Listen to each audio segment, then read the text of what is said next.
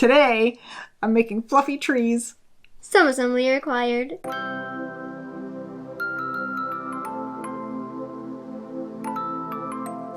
Hello! I am so excited to show you these trees. They are super fun and fluffy and just the cutest.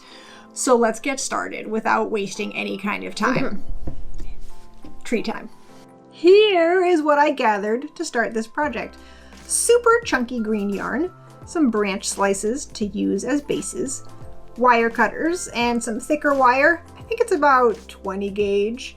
And I mean, this is really all you need for this project, plus some scissors. I also used a drill to make a hole in the wood bases, but if you didn't have one handy, you could use a hammer and a nail or something like that. So here is my very first attempt. I am cutting strips of yarn between 4 and 5 inches long, using between 15 and 20. Next, I'm measuring the wire to about 16 inches. It really depends on how tall you want your tree. Starting with the shortest yarn, I'm tying about 3 pieces right in the middle of the wire. Once they're tied on, I can twist the wire below the knots to make it nice and secure. Now, I'm just tying the rest of the yarn, like 1 to each wire and going down and down, twisting the wire after 4 or 5 yarn pieces. Keep going down the tree trunk, adding more yarn if you feel like it needs to be taller.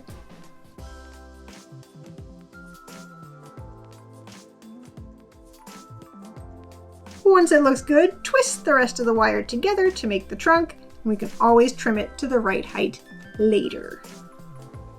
Now we can trim the yarn branches into a more evergreen shape. This guy has kind of a fir tree vibe. Setting that one aside, I'll try a few more ideas. I've cut 2 piles of about 20 to 25 strips of yarn. They're all around 6 inches long. For the first one, I'm going to tie a string around a pile like I'm making a pom-pom. You could also use a piece of yarn. Not sure why I didn't think of that at the time, but that's fine.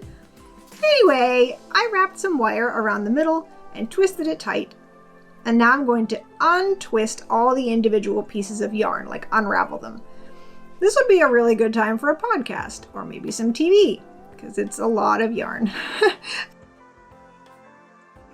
Finally, you can trim the ends so they're a little bit more even. I thought it might look super cool, fluffy, so I grabbed a wide comb and I'm just fluffing all the yarn into a big puff. And then I'll trim it into a pine tree-ish cone type of shape.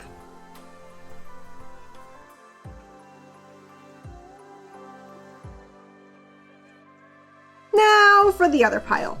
I'm going to tie the yarn to the wire again like I did in the first example. This time, I didn't use double knots to tie the yarn, and I tied on more yarn pieces between each of the wire twists. After I get all the yarn on the wire, I'm giving it a little trim, and then unraveling and combing all the pieces to make them nice and fluffy. Time for a final haircut, and now I can run to the tool bench and drill holes in my wooden bases. My 5/64 inch bit was just exactly the right size. Finally, it's time to put the trees on their bases. I have to trim a little bit off the bottoms of the wires so the trees aren't ridiculously tall, and then I can just stick the wires into the hole in the base. Somehow they fit perfectly, and I didn't even need any glue. They're so cute! Aren't they cute? I bet you could attach several trees to kind of a wider base if you wanted to make a little forest, but it's also fun to be able to move them all around individually. Well, of course I wanted to see what happened if you used other colors. For these trees, I'm going to see if a pom-pom maker saves some time and energy. I don't want the pom-poms to be too massive. I'm always worried they'll fall apart too easily if they're huge. I'm making 2 red and 2 white, all about the same size. And now it's time to untwist All the yarn. There we are, all unraveled. Now they're ready to become a tree. One by one, I will wrap the wire nice and tightly around the middle of a pom-pom until they all seem secure. After a quick trim, it's time to comb, comb, comb. Ha! Now it looks like a duster. Not really the look I'm going for, so I'll have to trim some more. Now it goes into a base, and I'll try one more. My plan is to attach this one to a rock, but spoiler alert, it doesn't really work out. So feel free to ignore that part, or try it. If you're better at wrapping wire around rocks than I am, it's probably not hard to be better. I probably picked the wrong rock to start with. Anyway, this will be a white tree with red wire, which seems cool. I'm starting with 2 pom-poms and unraveling all the yarn. Now I will fasten those 2 pom-poms with wire, just like the last time, and brush the yarn into a fluff ball. Ignore the extra wire, I left it super long to wrap it around the doomed rock. Here we go, I'll use this base instead.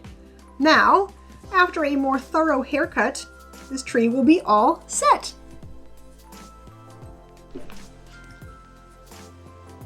Look at them all!